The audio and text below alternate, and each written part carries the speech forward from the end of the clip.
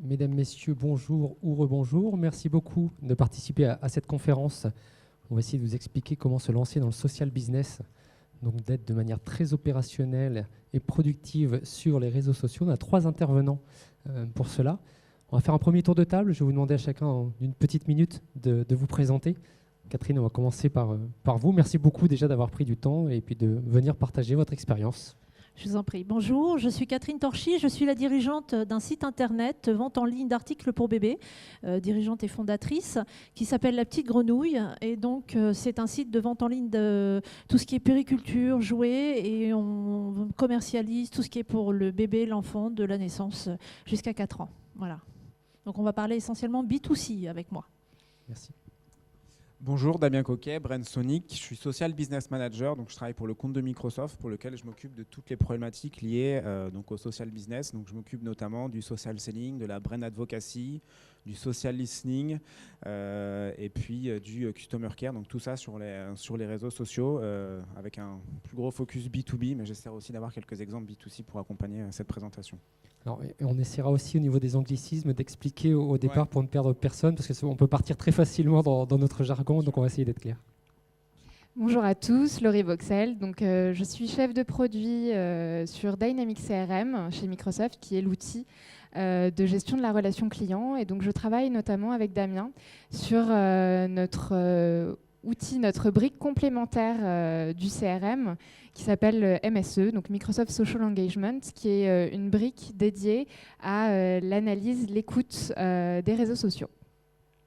Alors justement, pour l'annonce du sommaire, merci beaucoup, puisqu'on va commencer dans un premier temps pour vous expliquer un petit peu ce qu'est MSE et comment on peut justement se positionner et écouter les réseaux sociaux. On aura quelques cas que vous avez préparés, quelques cas concrets, puisqu'on va essayer d'être vraiment très opérationnel. Et surtout, on aura ensuite le retour d'expérience de ce que fait Catherine avec la petite grenouille, donc sur les réseaux sociaux concrètement, avec des exemples de choses qui ont été réalisées. Et on gardera ensuite un temps également pour pouvoir répondre à vos questions, soit bien évidemment par rapport aux problématiques qui ont été abordées, ou soit par rapport à vos propres attentes, vos questions sur le sujet. C'est l'occasion évidemment de pouvoir les aborder. Donc je vais tout de suite laisser la parole à Laurie et Damien. Alors du coup, pour commencer, donc, on souhaitait vous présenter quel est l'objectif d'avoir un outil d'écoute des réseaux sociaux et de veille des réseaux sociaux pour une PME. Donc aujourd'hui, ça c'est un peu le schéma, on va dire du marché actuel et surtout du client et du consommateur. Donc c'est-à-dire qu'on a, dans un monde idéal, on veut avoir le suivi de notre client du moment où il est prospect, donc du moment où on va l'atteindre avec des campagnes marketing, jusqu'au moment où on va lui apporter un service client pour le fidéliser. Donc aujourd'hui, qu'est-ce que veut le client ? Il veut vraiment, et le consommateur, il veut vraiment une expérience personnalisée. Et pour cela, on propose un outil qui va permettre de casser les silos entre les 3 différents services, donc qui sont le marketing, la vente et le service client, et qui va permettre vraiment d'avoir une vue globale et générale de A à Z de notre client et de notre consommateur, pour lui permettre de lui proposer le meilleur service possible par rapport à ses besoins et surtout de ne pas forcément le spammer de plusieurs campagnes à la fois SMS, mail ou autres qu'il va pouvoir recevoir, mais de pouvoir lui envoyer le bon message au bon moment.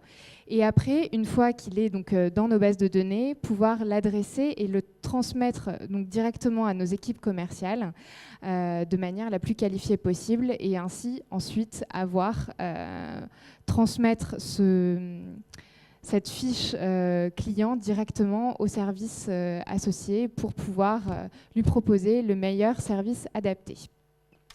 Pour aller un petit peu plus loin dans ce cercle vertueux de la relation client, on souhaite aussi pouvoir prévoir, par exemple, les ventes additionnelles qu'on va proposer à notre client. Surtout prévoir ses besoins qu'il peut avoir. Et pour cela, on utilise notamment Microsoft Social Engagement pour faire vraiment la veille de l'écoute des réseaux sociaux et voir comment ce qu'il va potentiellement vouloir en complément de son outil qu'il utilise actuellement ou de son produit ou autre. Donc Microsoft Social Engagement positionne sur 4 piliers. Le premier, c'est d'avoir un outil facile d'accès pour l'entreprise.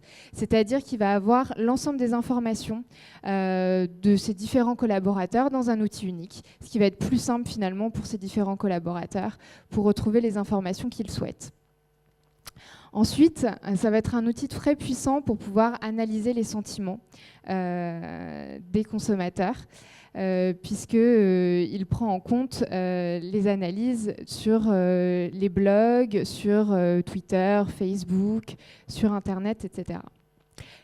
Et ça va permettre aussi d'avoir une vue globale, par exemple, d'une marque, d'un produit, ou bien tout simplement du marché, sur une grande zone géographique. Donc à la fois au niveau monde, au niveau d'une région, ou bien à horizon d'un pays.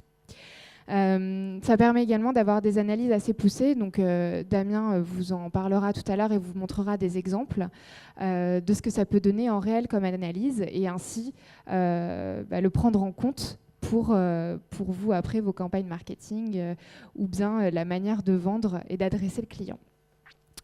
Et enfin, donc c'est un amplificateur de business puisqu'il va vraiment permettre de proposer des ventes additionnelles et de faire ce qu'on appelle du cross-selling. Donc aujourd'hui, c'est dans les dernières actualités, je pense que vous en avez entendu parler, Microsoft a annoncé la semaine dernière le rachat de LinkedIn. Donc tout ça pour vous dire que le social selling est au centre de la stratégie de Microsoft et c'est vraiment une priorité actuellement. Donc pour aller un petit peu plus loin dans l'analyse, Microsoft Social Engagement se base sur 4 piliers et on va vous décrire un peu ces piliers et concrètement à quoi ils servent. Donc dans un premier temps, l'écoute des réseaux sociaux. Alors ça va vraiment permettre d'analyser en fait qu'est-ce que vont dire les prospects, de pouvoir les suivre en temps réel, de savoir si leur sentiment général est plutôt positif ou négatif, de savoir qui sont vos influenceurs, notamment sur les blogs, sur Twitter, qu'est-ce qu'ils disent de vous ou de votre marque ou encore de votre marché. Et enfin, ça va permettre de créer des alertes personnalisées. Alors, on a un bon exemple, le club de foot de Madrid, donc le Real de Madrid est partenaire de Microsoft et a eu besoin, une de ses problématiques a été de savoir où étaient situés leurs fans dans le monde. Donc, ils savent qu'ils ont énormément de fans à travers le monde et l'idée était de dire, bon ben voilà, j'ai beaucoup de fans dans le monde, ils ne sont pas forcément tous en Espagne, j'ai besoin de savoir où est-ce qu'ils sont pour que moi, derrière, je puisse organiser ma réflexion marketing et commerciale avec leur store en ligne. Et avec Social Engagement, du coup, ils ont pu lancer une écoute sur tous les mots-clés relatifs au Real de Madrid et on s'est rendu compte qu'il y avait énormément de fans du Real en Asie. Alors, ce n'est pas forcément ce qu'ils attendaient, mais c'est un constat. Donc, du coup, c'est vraiment un learning, enfin, un facteur d'apprentissage très fort pour le Real de se dire, bon, bah, avec mon étude sémantique, j'ai identifié qu'une grosse base de mes fans était en Asie et du coup, ça engendre une réflexion autour du marketing du Real de Madrid pour aller toucher tous ces fans et l'idée étant derrière de pouvoir vendre beaucoup plus de maillots, bien sûr. Donc, la réflexion, c'est j'ai beaucoup de fans en Asie. Est-ce qu'ils sont plus en Chine, au Japon, ou en Indonésie ou partout? Est-ce que moi, derrière, je vais créer des relais sociaux, que ce soit une page Facebook, un compte Twitter, est-ce que j'ai une page globale ou est-ce que je me crée une page, par exemple, Real de Madrid Asie et avec du contenu dans les langues locales et adapté aussi à la culture locale. Et après, effectivement, est-ce que j'adapte mon store, donc mon magasin e-commerce, au marché asiatique avec, je ne sais pas moi, un site fait dans les langues natives du pays, etc.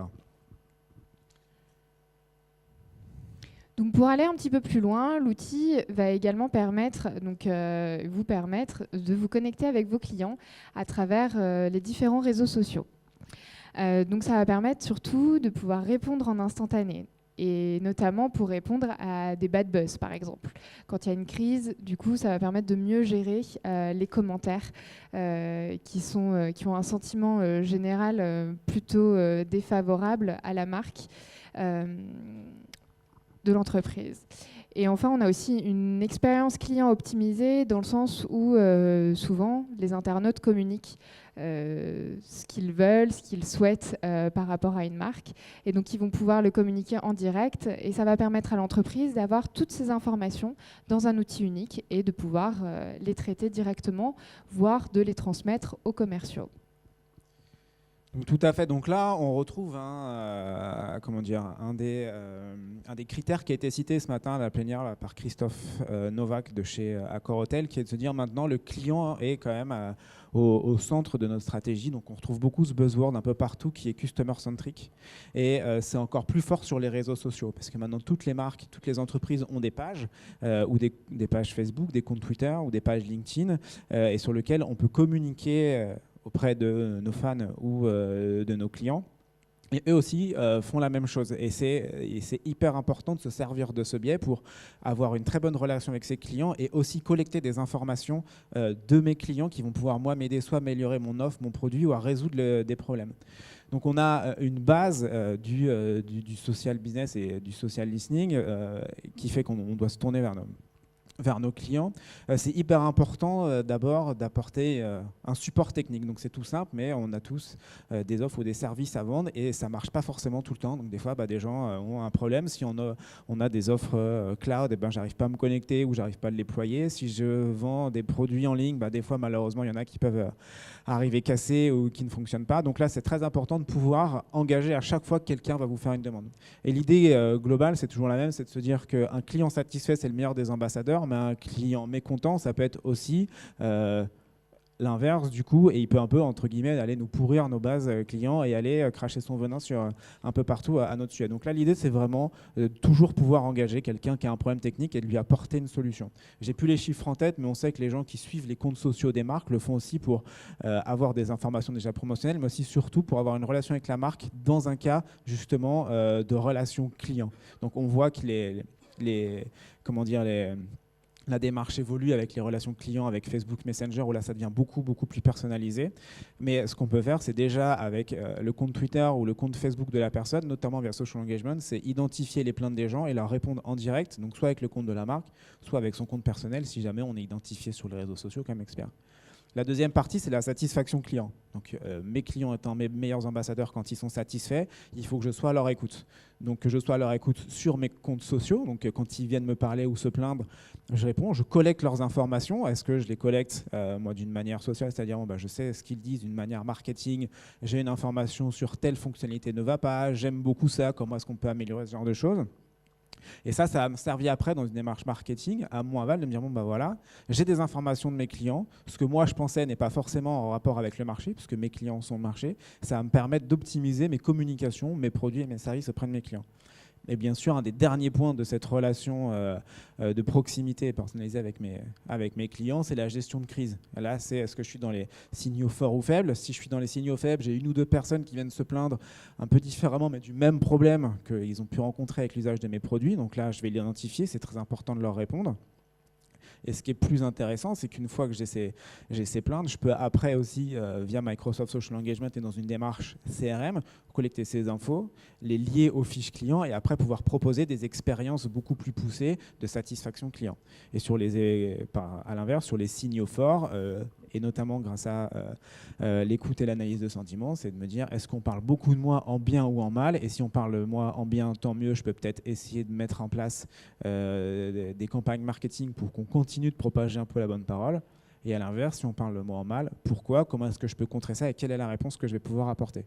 Et tout ça, je vais pouvoir l'apprendre via les réseaux sociaux et via le social listening et répondre en direct via une interface commune. Alors, quelques exemples, j'ai mis au moins un exemple, donc juste un exemple de support. Donc là, c'est vrai que j'ai des exemples très B2C, désolé.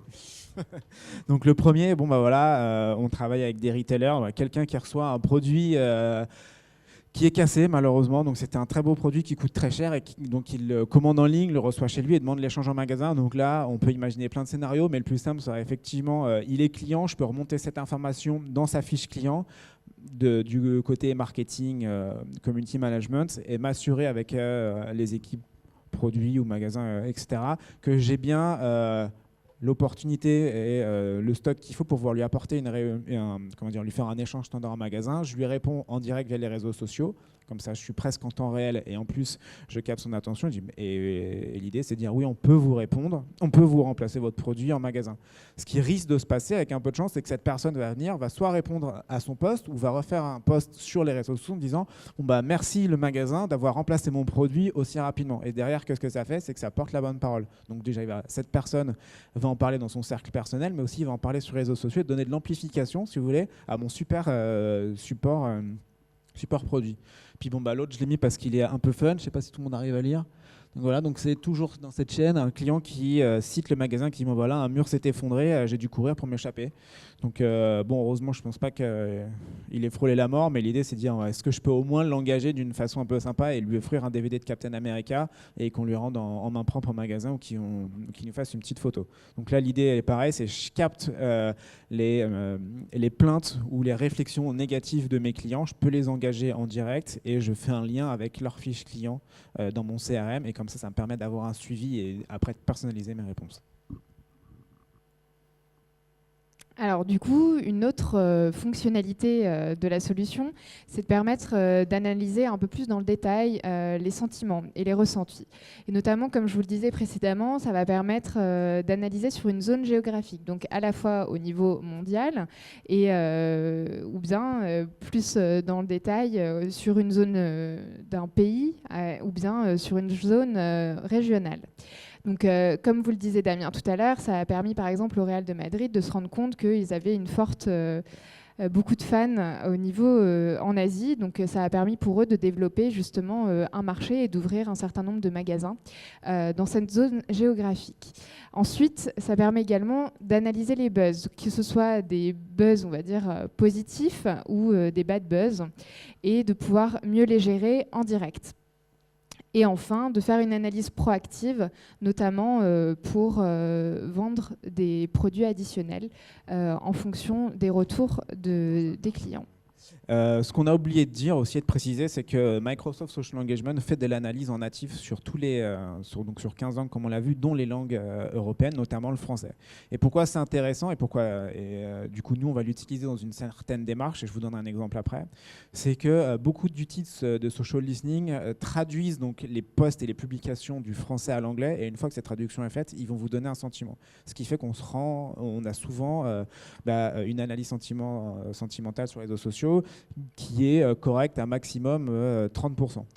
Donc plusieurs exemples. Au moment du lancement de la Xbox One, donc il y a déjà quelques années, on avait une solution complètement anglophone. Je vais pour faire une analyse et cette analyse aux équipes produits Xbox et je vois du rouge partout. Donc là, j'ai transpiré après l'annonce. Je me suis dit, qu'est-ce qui se passe? Ça va être dur de justifier ça. Et en fait, tout le monde disait, j'ai hâte d'avoir la Xbox One ou j'ai hâte de voir la Xbox One. Et hâte s'écrivant H-A-T-E, qui est aussi hate en anglais. Donc par défaut, l'outil avait mis tout en rouge, I hate Xbox One, ce qui n'était pas du tout le cas. En fait, le produit avait reçu beaucoup de sentiments positifs. Et ce qu'on a aussi, nous, dans une démarche beaucoup plus B2B, c'est de se dire, je reviendrai sur le sujet un peu après, notamment dans le social selling, on se dit, on va écouter ce qui se dit autour de nos clients, et ce qui se dit autour de nos clients et de nos concurrents, ça va nous le faire ressortir, justement, en analyse de sentiments négatifs. Et ça, c'est important pour nous, et ça me permet de dire pourquoi il y a du négatif, quelle est la proportion sur un ensemble, sur une période d'écoute de ces sentiments négatifs, et est-ce que c'est un indicateur pour moi qui peut être un indicateur business de dire mes concurrents et mes clients sont peut-être un peu trop proches parce que un de mes prospects était un événement d'un concurrent, parce que le compte prospect est cité avec un concurrent, etc. Et ça me donne aussi des informations justement en proactive sur l'état potentiel de mes comptes clients. Du coup, dans l'analyse des sentiments, ça va permettre à la fois de faire ressortir des problèmes identifiés, des incidents, et en même temps de faire de l'analyse prédictive. Donc pour aller sur une autre fonctionnalité, l'objectif c'est de faire de l'écoute, donc de la veille des réseaux sociaux jusqu'à la vente par les réseaux sociaux.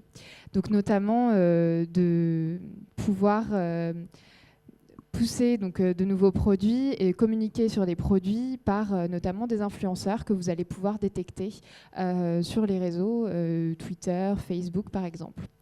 Et à la fois, côté service client, donc à la fin de votre processus d'expérience client, de pouvoir garantir au client la meilleure expérience possible en lui offrant des services qu'il aurait pu vous communiquer sur les réseaux sociaux, afin de le satisfaire au maximum dans tout son processus d'expérience client. Alors du coup, on va parler un peu là, cette fois-ci, de digitalisation de la force de vente, et c'est le terme un peu français pour dire social selling. Juste avant, est-ce qu'il y a beaucoup de personnes qui sont familiers avec le social selling ou pas dans la salle? 1, 2, 3, 4. Ok, bon, alors en gros, le social selling, c'est quoi? C'est utiliser les réseaux sociaux et le marketing digital pour former mes commerciaux et aller trouver des opportunités commerciales pour essayer d'améliorer justement le business et détecter ces nouvelles opportunités business. Donc du coup, moi je gère le programme de social selling, donc c'est à peu près 200 commerciaux chez Microsoft qu'on forme au digital et à ces nouvelles justement formes de vente via les réseaux sociaux. Donc on ne fait pas de la vente à proprement parler, mais plutôt on éduque les commerciaux à ce qui se passe sur le marketing digital. Donc notamment pourquoi LinkedIn est important et avoir une présence sur LinkedIn c'est important. Pourquoi c'est intéressant d'utiliser Twitter et d'écouter les conversations Twitter pour identifier des prospects ou des prises de parole potentielles avec mes contacts au sein de mes comptes clients. Et puis, en expliquant aussi que cette digitalisation des relations commerciales et de la relation client évolue et va peut-être, ou très certainement, devenir leur quotidien dans les années à venir. Donc nous, on a pris le parti. Donc il faut savoir d'abord que un des gros piliers du social selling étant LinkedIn, forcément, c'est un réseau social professionnel avec plus de 400 millions de membres et plus de 11 millions de membres en France. Il y a de grandes chances que les gens avec qui vous travaillez et avec qui je travaille soient sur LinkedIn, postent des informations au sujet de leur carrière et peut-être au sujet de leur projet en cours. Donc ça me donne beaucoup d'informations sur mon compte. Un des piliers du social selling, c'est donc LinkedIn. LinkedIn fait énormément de marketing là-dessus. Et nous, on a choisi d'aller aussi, de profiter de la force de Microsoft Social Engagement pour aller compléter cette offre de LinkedIn avec du social listening. On a aussi un pilier qui est Sociable qui nous sert, nous, à pousser du contenu et aux collaborateurs de pousser du contenu auprès de leur réseau et de leur audience, donc du contenu à valeur ajoutée fait par les équipes marketing. Donc pourquoi le social listening dans cet environnement de digitalisation de la force de vente est intéressant? Le premier point, c'est détection des opportunités. Donc là, je vais reprendre un autre buzzword qu'on retrouve un peu sur les réseaux sociaux qui est l'account base. Donc là, on ne fera pas de l'account base marketing, mais de l'account base social selling. C'est-à-dire que on va dire, j'ai des comptes clients et puis je vais écouter ces comptes clients dans un univers de mots-clés qui est relatif à mon business. Donc Nicolas Petit disait tout à l'heure que nous, la transformation digitale pour Microsoft, c'est quelque chose de très intéressant. Donc je vais écouter ce qui se dit au sein de mon compte dans un univers de mots-clés relatif à la transformation digitale. Ça va me permettre de collecter des informations peut-être sur les projets en cours et sur qui sont les porteurs de projets en cours au sein de mon compte. L'idée, c'est qu'une fois que j'ai ces informations-là, je puisse les coupler avec ce que je retrouve sur LinkedIn, avec les noms et les fonctions des personnes, et qu'après, je puisse faire des prises de contact avec ces gens que je n'aurais pas identifiés à un certain moment donné. Le social listening, j'ai expliqué tout à l'heure, va aussi me servir d'identifier la relation entre mes clients et mes concurrents. Est-ce que mes clients sont cités avec mes concurrents ?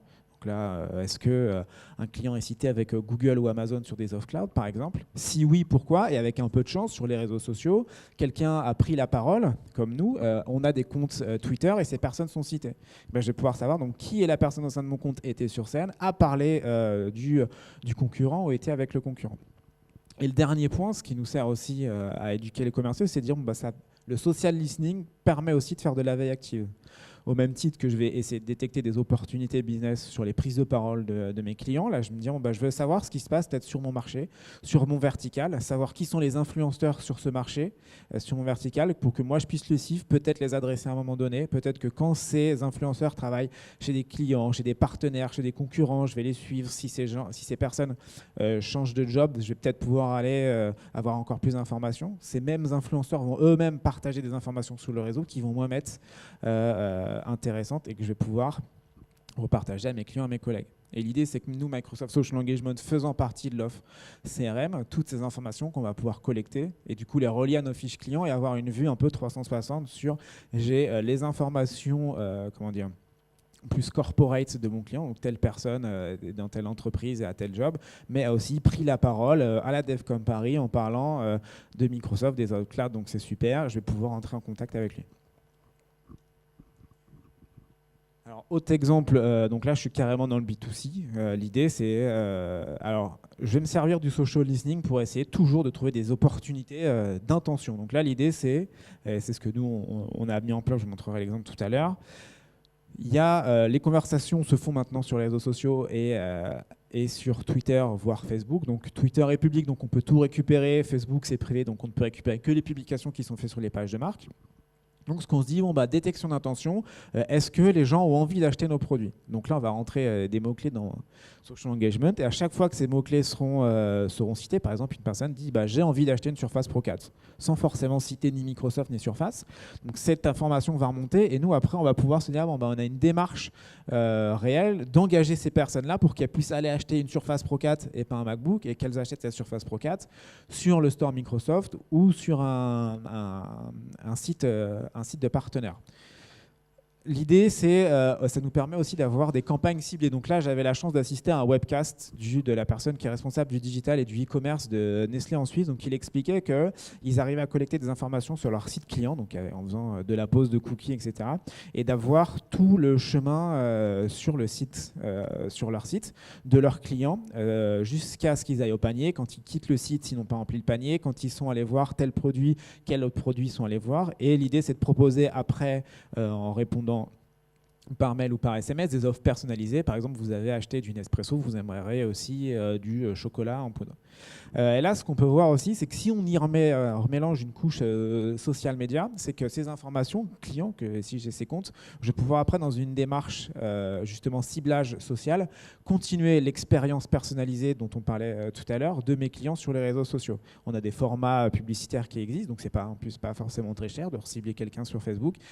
Ça nous permet, j'ai ces informations de ces clients dans ma base CRM, j'ai leurs informations sociales, je peux afficher un message du coup qui va en rapport avec leurs intentions d'achat. Un peu comme pourrait faire Criteo ou d'autres, et nous on va être vraiment sur les réseaux sociaux. Et le dernier point, c'est effectivement les influenceurs. Donc, toutes les marques ont plus ou moins d'influenceurs, donc des gens qui sont fans du produit, qui sont prêts à le défendre. Donc là, l'idée, c'est comment j'engage mes influenceurs, déjà comment je les identifie sur les réseaux sociaux, donc avec du listening, après avec de l'engagement. Et une fois qu'ils sont identifiés, comment est-ce que je peux me servir, entre guillemets, donc là, c'est vraiment grossier de dire me servir de mes influenceurs, je m'excuse pour eux. Et en gros, comment est-ce que je peux me servir de ces influenceurs pour qu'eux soient ambassadeurs auprès de mes clients, répondent en direct dans les publications ou sur les posts sociaux et puissent générer du trafic vers mon site. L'idée, c'est effectivement de générer à chaque fois du revenu et de pouvoir après relier les revenus traqués dans mon CRM pour pouvoir repousser des offres personnalisées. Un exemple justement de ce que j'ai appelé de drive to store et de listening to store. Donc là, comme je vous disais, on a pris le parti d'écouter des gens qui hésitaient entre PlayStation et Xbox. Donc la réflexion, c'est de se dire, donc j'ai quelqu'un qui me dit, j'hésite entre PS4 ou Xbox. Donc moi, j'ai réfléchi à un engagement avec un call to action. L'idée, c'est de dire, je vais lui répondre en direct sur les réseaux sociaux avec peut-être le compte Xbox, en disant, si tu vas chez Xbox, on pourra t'offrir je sais pas moi, 1 an de Xbox Live pour pouvoir jouer à tes jeux préférés. Le lien qu'on va pouvoir lui proposer, qui sera un lien traqué en plus, comme ça on récupère ses cookies et on pourra le recibler une deuxième fois, l'amène sur le store, sur une page dédiée Xbox qui correspondra à son offre, sur laquelle on va lui proposer un package, soit avec l'offre promotionnelle Xbox plus du Windows Live, ou avec un code promo pour le fidéliser, le remercier d'avoir acheté une Xbox à la place d'une PlayStation. Merci beaucoup pour tous ces éléments. Très riche. On voit qu'il y a des possibilités. Là, on vient de le voir avec le dernier exemple qui sont quand même. On arrive sur des niveaux extrêmement pointus sur ce qu'on peut faire. C'est ça. Alors, quand on parle de social business, donc là, on a vraiment j'ai essayé de vous faire la vue social listening, mais effectivement, on pourrait faire une session de 2 heures en rajoutant tous les spectres du social et du digital. Mais je pense que Catherine pourra nous en parler aussi très bien et voir mieux. Oui, on va essayer du moins, parce que j'ai une approche beaucoup plus B2C, bien sûr, du social selling, puisqu'on l'utilise essentiellement dans un cadre d'identification de nos clients et de nos fans, parce que nos clients ne sont pas toujours fans et nos fans ne sont pas toujours clients. Donc il a fallu savoir un petit peu qui fait quoi et comment. Et c'est dans cette optique qu'on a commencé à utiliser une social CRM. Alors La Petite Grenouille, je vous le disais en introduction, c'est un site de vente en ligne d'articles pour bébés. Au départ, c'était une société essentiellement tournée vers le B2B, puisque au départ, créée en 1993, la société était destinée dans la commercialisation de cadeaux de naissance, un peu comme Interflora, mais au lieu de livrer des fleurs, on livre des colis layettes. Voilà. Donc on a une partie B2B, et puis on a cette partie B2C sur laquelle on est présent depuis 10 ans et sur lequel on travaille beaucoup le social selling. Alors, un peu comme vous le disiez en introduction, une relation client, finalement, on a tous envie qu'elle soit comme ça. On a tous envie de trouver son client, de convertir, qu'il soit entièrement satisfait, bien sûr, et puis de le fidéliser, qu'il revienne, et que ce soit ce cercle vertueux dont on parlait tout à l'heure. Ça, c'est tout ce dont un professionnel rêve. Dans la réalité, ça ne se passe pas toujours comme ça, et très rarement même. Puisque, surtout dans le e-commerce, on a quand même, on va avoir nos ventes qui vont arriver, donc on est très content, on a converti. Il y a des gens qui vont revenir, et puis il y a 90% des gens qui vont nous oublier, parce que le besoin n'est plus présent au bon moment. Imaginez, nous, on travaille avec des jeunes parents qui ont un enfant, voilà, ils sont très, très demandeurs dans les premiers mois, avant et après la naissance. Et puis, au fur et à mesure, bien sûr, ça s'étiole un petit peu. Donc, malgré tout, après cet acte d'achat, on sait qu'il y a 90% des clients qui ne vont pas restés présents. Donc, on a beaucoup de méthodes, bien sûr, de communication qui nous permettent de réengager ces clients, de les suivre, de les fidéliser. Le fait est qu'on est dans un secteur qui est très, très à la fois simple et compliqué. Je vous le disais tout à l'heure, on perd très, très vite nos clients, mais en même temps, la cliente qui vient nous voir, souvent c'est une femme quand même dans 90% des cas, c'est la digital mom, c'est une jeune maman hyper connectée.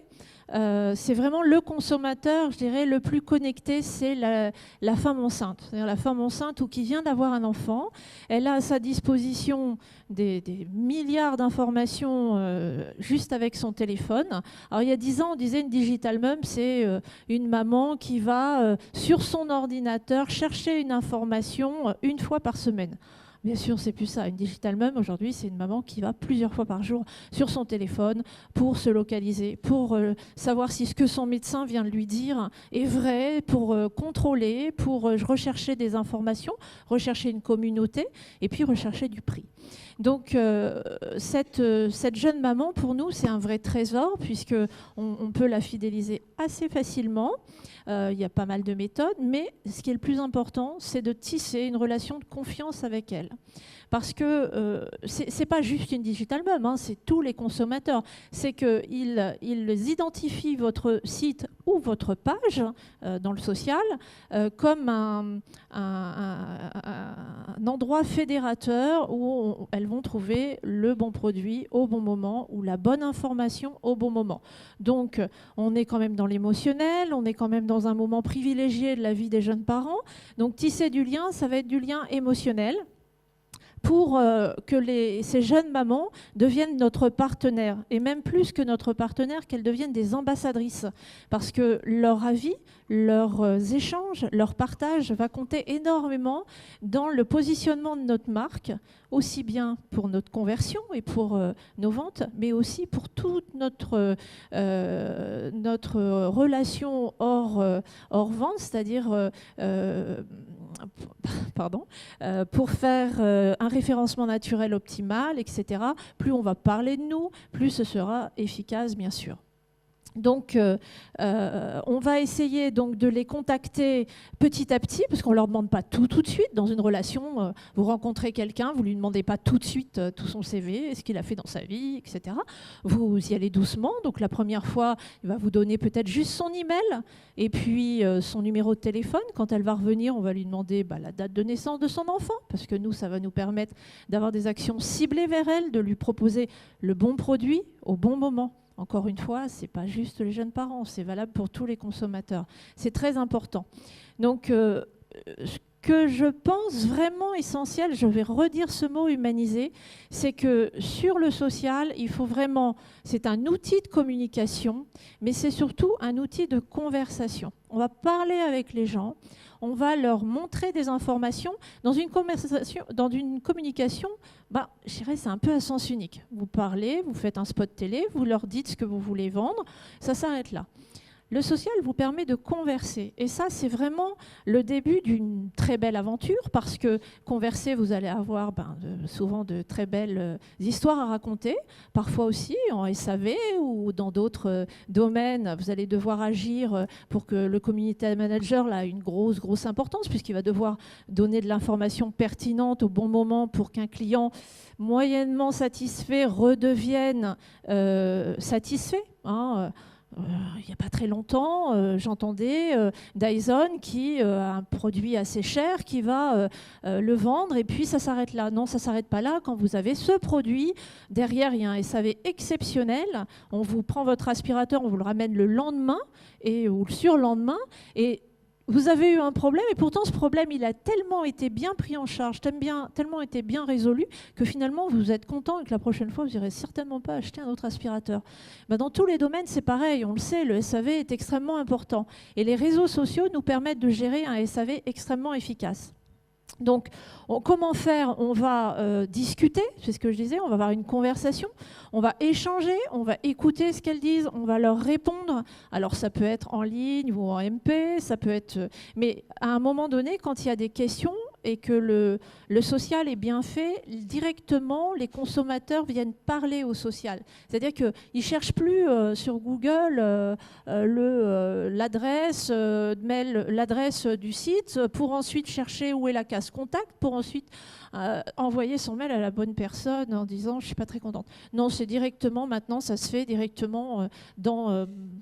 pas tout à fait 80% des cas, chez nous c'est entre 70 et 75% des cas, les gens viennent nous poser une question, c'est pas forcément une doléance, ça peut être une question, juste voilà j'ai vu cette poussette, je voudrais savoir si elle convient à l'âge de mon enfant, je voudrais un porte-bébé ventral, est-ce que mon enfant qui pèse tant de kilos va pouvoir l'utiliser? On est devenu un créateur aussi de contenu, c'est-à-dire qu'on va donner de l'information même en dehors, comme une vendeuse le ferait en magasin, mais on n'a pas de réseau physique, donc on est obligé de le faire aussi d'une autre façon. Donc, oui, j'aime bien cette transformation de la communication en conversation, parce que si vous enlevez de lettres, on est à conversion, et c'est quand même l'idée de départ. On ne fait pas juste du social business pour faire, voilà, il y a le mot business dedans. Et l'idée, c'est quand même de convertir pour que ce client qui est ou ce fan, parce que ce n'est pas toujours un client au départ, reviennent nous voir régulièrement et qu'on soit vraiment dans la conversion et qu'on ait vraiment un cercle très vertueux. Alors, il y a divers types de... Là, je suis en B2C, donc je vais écarter un peu LinkedIn, certains réseaux. Nous, on travaille essentiellement avec les consommateurs sur Twitter et sur Facebook. Il y a beaucoup de modèles différents pour discuter avec les gens et pour leur donner de l'information. Une fois, on va leur poster une information sur un prix produit. C'est la fête des pères, et on va en profiter, on va mettre une image sympathique pour la fête des pères, là on est dans l'humanisation et dans l'émotionnel. Et puis on propose un concours de temps en temps avec une marque, donc on peut associer 2 pages en disant voilà, on a un partenaire, là on voit un concours qui a eu lieu avec le partenaire BABA. Pour nos fans, l'idée c'était d'à la fois liker la petite grenouille bien sûr, mais de liker aussi de liker aussi le site B.A.B.A. On va le voir après avec Nathan aussi, avec un autre. Donc au départ, il y a une newsletter pour nos clients, parce qu'on veut les connaître. Il y a aussi donc la page fan qui envoie vers le site internet, parce qu'on veut récolter des données aussi, parce qu'on veut savoir. On ne connaît pas forcément ce fan, on ne sait pas ce qu'il fait, voilà, s'il a des enfants, s'il n'en a pas, si elle est grand-mère, la personne, ou si elle est maman. Il y a des papas aussi, un petit peu dans nos pages fans. Pas beaucoup, mais il y en a. On les appelle les digital dads, bien sûr. Et donc, là, on avait, on pouvait doubler encore les chances de gagner. Là, c'était le deuxième qui avait été envoyé. Vous voyez, je vais vous donner un petit secret. C'est un petit secret que... souvent, on ne connaît pas. On pense que les publicités Facebook ou les mises en avant des pages, des informations que vous mettez sur Facebook sont très chères. Là, on est sur une campagne qui a duré 4 jours, je crois. Et sur une campagne de 4 jours qui a coûté 25 €, on a eu 55 000 personnes atteintes. On voit un petit peu l'organique et le payant, mais 55 000 personnes d'atteinte en quelques jours pour 25 €, vous imaginez qu'on est un grand groupe et qui peut se permettre bien plus que ça. J'ai une petite remarque en plus sur cette information très intéressante, c'est qu'en plus du fait que ça me coûte pas très cher pour atteindre autant de personnes. C'est accessible. Ce que je veux dire, c'est que c'est accessible. Voilà. Et c'est qu'en plus, sur du B2C, Facebook a un module de ciblage qui est extrêmement précis. Et on va pouvoir dire, par exemple, je veux cibler les mamans, donc on va dire qu'entre 25 et 35 ans, qui sont mamans, qui habitent dans telle ville, qui ont liké la page du concurrent, qui ont liké telle page. Comme ça, on se crée nous-mêmes une audience type, si vous voulez, qu'on peut après dupliquer, sur laquelle on va pouvoir vraiment cibler nos publications. Ce qui veut dire qu'en fait, sur mes 55 000 personnes atteintes, donc on va appeler le reach, eh ben, je suis vraiment sur une cible qui est normalement mon audience, ou celle du coup que j'aimerais atteindre et faire ce qu'on va appeler du new reach. Donc c'est pour ça que je vois les 1000 nouveaux fans avec 250 nouveaux emails en opt-in, qui sont des informations quand même hyper intéressantes et qui ont énormément de valeur pour 25 €. Si vous faites un peu de la veille, un benchmark de taux d'acquisition, du like ciblé ou surtout de l'opt-in en email, c'est quand même beaucoup plus cher que ça. Et je veux dire, c'est dynamique de 25 € avec un ciblage hyper précis de Facebook, les résultats qu'on peut voir est quand même très intéressant. Ça coûte pas cher, c'est facile à mettre en place. Il faut avoir, donc là ça a été bien expliqué, donc il y avait une vraie mécanique derrière aussi bien réfléchie. Oui. Donc c'est à ne pas faire à la volée, parce que sinon ça peut être complètement l'inverse. On peut se dire j'ai investi que 25 € comme il m'avait dit au Devcom, j'ai zéro retour. C'est un peu plus compliqué. Non, il faut une audience ciblée. On peut même cibler en demandant les autres pages likées par voilà. Donc si par exemple nous on va dire voilà, on aimerait, alors on a fait des tests bien sûr, mais nous on sait par le retour quelles sont les autres pages que nos consommatrices aiment. C'est-à-dire que celles qui aiment la petite grenouille aiment aussi voilà, telle page, telle page. Imaginons, elles aiment aussi Pampers. Eh bien, on peut cibler les femmes de 35 ans qui aiment Pampers, qui habitent même dans une certaine région. C'est très voilà. Donc, on peut vraiment cibler. Si on fait une campagne, par exemple, en ce moment, il pleut. Alors, on a vu beaucoup. Moi, ça m'a un peu choqué. On a eu beaucoup de publicité dates ces derniers temps sur des sponsorisés. Je parle en disant il fait pas beau. Alors bon. Eh bien, c'était mal. J'ai trouvé que c'était mal fait parce que, par exemple, vous pouvez aussi cibler géographiquement. Les gens qui étaient à Nice, ils ne se sont pas sentis concernés par ce genre de sponsoring. Donc, ça a été mal fait. Ils ont peut-être eu, dans ce cas-là, 0 retour. C'est ce que vous disiez. C'est quand même important, même si vous avez des budgets 100, 200, 3000, 10 000 €, c'est de cibler... Facebook vous permet de le faire, donc c'est déjà très important. On va regarder un autre jeu concours. Pour reparler de Babycook, c'est vrai que c'est le produit leader un petit peu dans la périculture. On a refait la même campagne il y a un mois en co-branding. Et là, ça a été encore plus exceptionnel parce qu'on a eu toutes les mamans qui aimaient la page B.A.B.A. qui sont venues nous voir. Et là, ça a été... Et c'est ce qui fonctionne bien aujourd'hui. C'est vraiment les nouveautés, c'est d'aller faire tout en partenariat et ça permet d'avoir une meilleure viralité. Un produit complètement différent, mais qui a beaucoup d'affectifs. Je parle de l'affectif, là. C'est le petit choupi. On avait 80 000 personnes atteintes, 0 € de dépensés. Donc là, on est plein dans la viralité.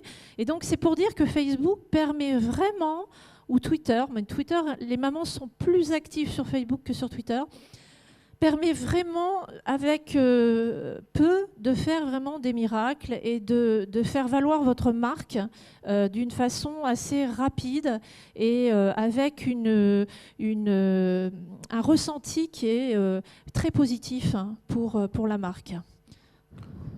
Deux petites remarques sur ces super exemples. Donc on a vu qu'en plus les 2 campagnes cumulées, j'avais recruté à peu près 2100 fans. Ce qui était marqué du coup, et ce qui est hyper intéressant, c'est de se dire avec ces campagnes, j'ai recruté des fans qui sont des fans ciblés. C'est-à-dire je vais pas avoir des gens qui ont entre 14 et 18 ans, qui aiment les M&M's et Kev Adams, qui sont venus sur ma page parce qu'il y avait un jeu concours. Donc comme c'est une campagne qui avait été bien faite et bien réfléchie, donc j'ai recruté 2000 potentiels digital même, et ça c'est des gens qui sont soit potentiellement des clients et en plus des ambassadeurs de ma marque. Donc c'est hyper important aussi de bien réfléchir.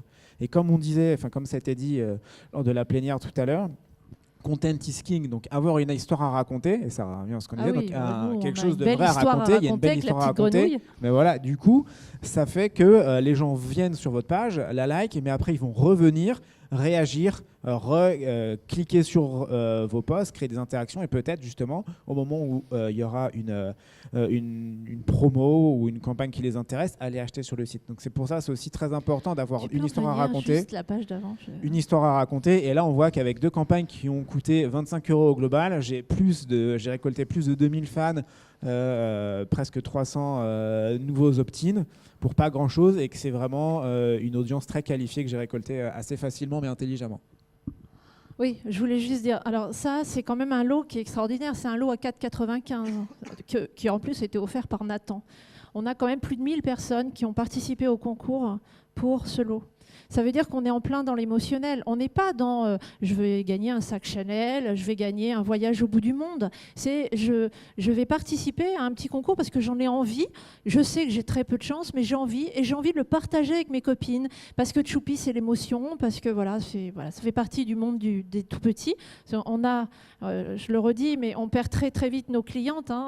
Elles achètent pendant 1 an, ensuite ça s'étiole un petit peu. Donc le fait d'avoir ces informations qui vont remonter ensuite dans notre CRM, je veux bien qu'on mette la suite, Laurie, ça va nous permettre de les connaître, et là, on va pouvoir cibler. C'est tout l'intérêt du social. C'est-à-dire, par exemple, là, je le montre, elles ont 35 ans en moyenne, nos fans.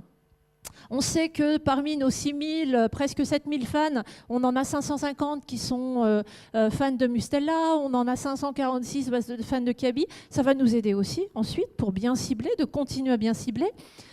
On les connaît bien. Déjà, dans un premier temps, les tableaux de bord. Alors, on n'utilise pas Microsoft, mais chacun.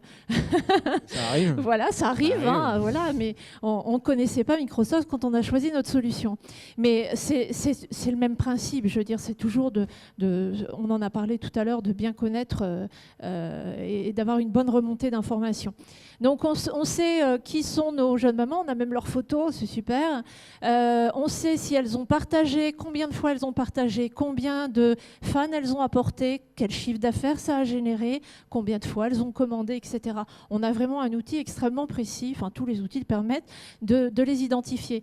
On sait aussi, parce qu'on a remonté des informations, là on voit en bas à droite, donc Julie. Julie qui habite à Nîmes par là, je sais plus, voilà. Elle est fan, on sait quand elle est arrivée, quand elle a acheté, depuis quand elle est dans la petite famille de la petite grenouille, des clients de la petite grenouille, et ses taux de clics, etc. Donc là, il n'y a pas grand-chose, j'ai pris vraiment un lambda, mais l'idée c'est de voir aussi l'engagement de chaque personne qui est venue, de voir sa traçabilité et de pouvoir lui parler au bon moment.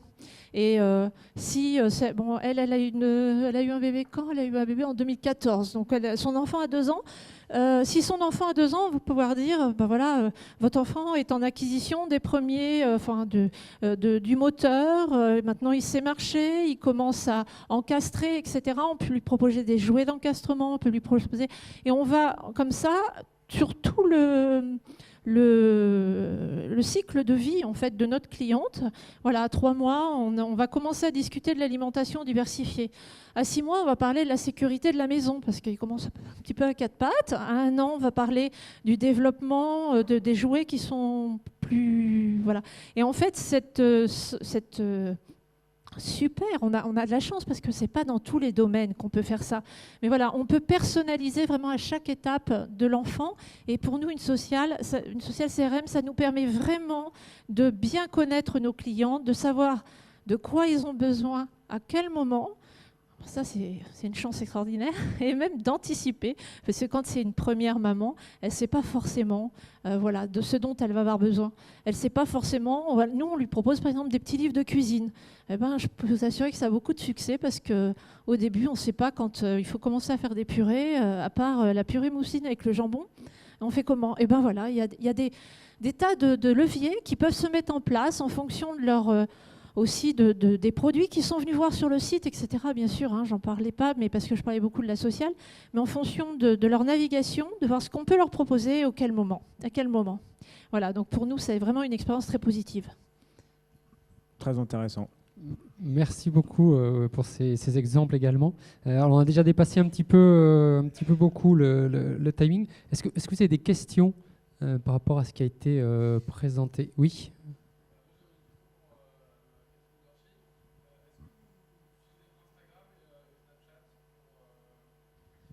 Oui, vous voyez derrière. Alors, Snapchat, non. On utilise Instagram parce qu'effectivement, on poste des choses pour les bébés, à des moments importants. On utilise Twitter aussi pour relayer l'information. Pas Snapchat parce que effectivement, c'est pas encore un réseau dont on a l'expérience en interne, dont on a l'expérience. Et puis la deuxième raison, c'est que les utilisateurs de Snapchat ne sont pas encore des digital moms. Elles sont beaucoup plus jeunes. Alors elles le deviendront, donc il ne faudra pas les oublier parce que bien sûr, il n'y a encore pas longtemps, Instagram, on disait non mais Instagram, de toute façon, c'est pas non plus notre cible. Mais c'est l'est devenu très très très rapidement. Donc on y pense, mais on n'a pas encore l'expertise qui nous permet de mettre le bon... d'acquérir en fait, parce que c'est tout un problème d'acquisition et comment faire et bien le faire. D'autres questions? Oui.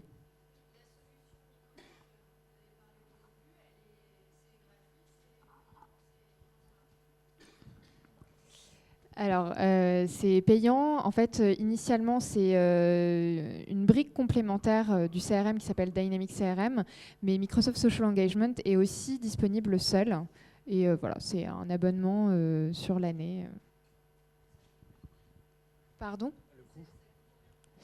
Je reviendrai vers vous là-dessus. En fait, ça va dépendre de votre structure, sur combien de temps vous le voulez, le type de licence que ça va être, si vous voulez plutôt un abonnement récurrent par mois ou bien à l'année. Enfin voilà, ça dépend vraiment du modèle. Mais c'est pas cher. C'est comme toutes les offres cloud, enfin un peu SaaS, c'est vraiment très accessible.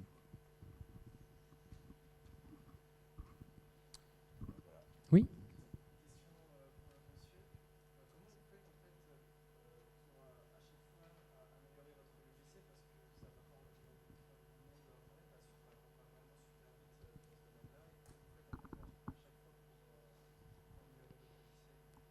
Alors, je ne suis pas dans l'équipe produit, mais je vais pouvoir essayer de donner un bout de réponse. Alors déjà, il y a deux, on va dire qu'il y a deux lignes. Donc, il y a ce qu'on appelle la roadmap. Donc, le produit, il est conçu et il est réfléchi pour évoluer.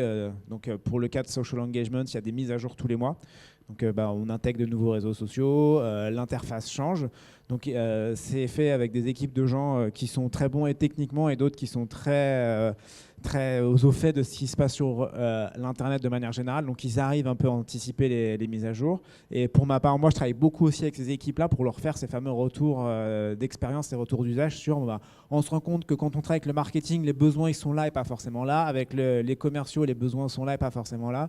Et en disant, si on améliore cette fonctionnalité, c'est mieux. Si on enlève celle-ci, ça ne change rien, etc. Donc, ils ont vraiment leur roadmap. Ils savent où est-ce qu'ils doivent aller, où est-ce qu'ils vont aller. Donc, c'est un peu un pari stratégique. Et il y a les retours d'expérience client qu'on peut leur faire régulièrement. Et ça leur permet à eux de faire des mises à jour mensuelles. Donc, c'est des mises à jour mensuelles qui sont mineures et après, il y en a une tous les trimestres qui sont majeures avec soit plus de fonctionnalités, amélioration des sources qu'on écoute, on va rajouter des réseaux sociaux, on va avoir Instagram bientôt dans Social Engagement, par exemple, et puis plein d'autres choses comme ça. D'autres questions? Oui. Alors, en fait, quand on partage du contenu sur Twitter, donc c'est dans les CGV de Twitter, le contenu est public. Donc, on a le choix, si on veut, nous, de mettre nos publications privées et la personne ne pourra les capter, que ce soit Microsoft Social Engagement, un utilisateur ou une autre solution. Donc, pour la partie Twitter, c'est beaucoup plus facile. Après, pour la partie Facebook, c'est ce que vous disiez, donc 99 ou 95% des conversations sont privées, donc on n'y a pas accès, tout simplement. Par contre, celles auxquelles on a accès, c'est quand les gens disent qu'ils font une publication publique, pour le coup. Donc là, c'est dans les paramètres de la publication, ou quand les gens interagissent sur les pages de marque qui sont pour le coup publiques. Et on va capter juste les interactions sur la page qui, elle, devient publique. Et comme ça, du coup, tous les autres fans de la page peuvent la voir et interagir. C'était la...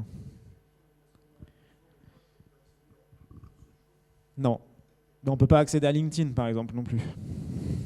On ne peut pas accéder à tout ce qui se passe sur LinkedIn non plus, pour des raisons effectivement de privacy. Et Microsoft est très très strict en plus avec ces règles-là, donc on ne se permettra pas d'aller trop loin. On reste dans les règles et on fait ce que les outils nous proposent. Et encore que des fois, des outils sont un peu trop borderline, donc on peut pas travailler avec eux quand c'est des solutions tierces. Donc on est vraiment très... Oui.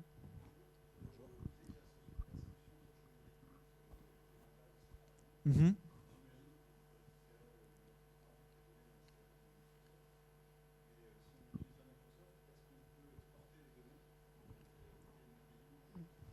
Est-ce qu'on peut connecter avec d'autres CRM? Alors, connecter avec d'autres CRM. Oui, bien sûr. En fait, on a des connecteurs spécifiques qui sont développés par nos intégrateurs avec qui on travaille et justement qui permettent de le connecter avec un autre CRM comme Salesforce par exemple. Et dans une certaine mesure, il y a énormément de données qui sont aussi téléchargeables en Excel ou en PDF. Donc il y a des petits boutons, il suffit de cliquer sur télécharger, on a les données en Excel. Mais effectivement, ce sera moins riche que les informations qui vont directement dans le CRM avec les connecteurs, soit dans Dynamics, soit dans les solutions concurrentes. Non, il n'y a pas d'API dans MSE pour l'instant. Une dernière question, oui.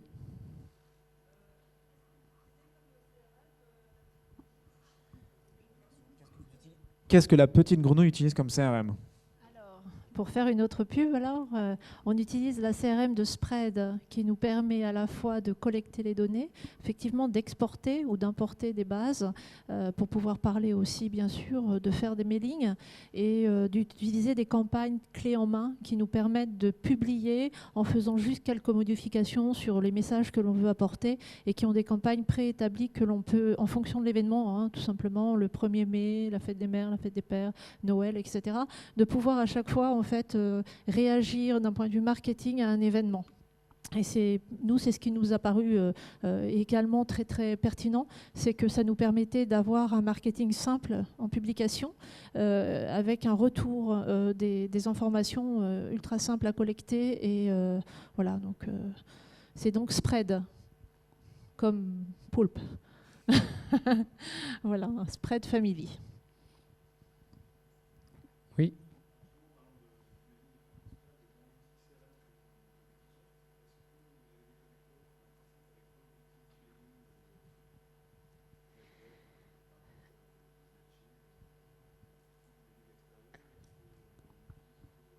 Alors aujourd'hui, donc il y a effectivement la brique vente qui s'appelle Dynamics CRM et à côté on a Dynamics Marketing. Et en plus, parce que Microsoft est dans une stratégie d'ouverture, donc on travaille avec un certain nombre d'intégrateurs et une des solutions marketing qui fonctionne le mieux avec Dynamics CRM, c'est ClickDimension aujourd'hui. Après, voilà, on a un certain nombre de connecteurs qui permettent de travailler très facilement avec d'autres outils d'emailing notamment. Après, ça va être par exemple des campagnes SMS ou autres.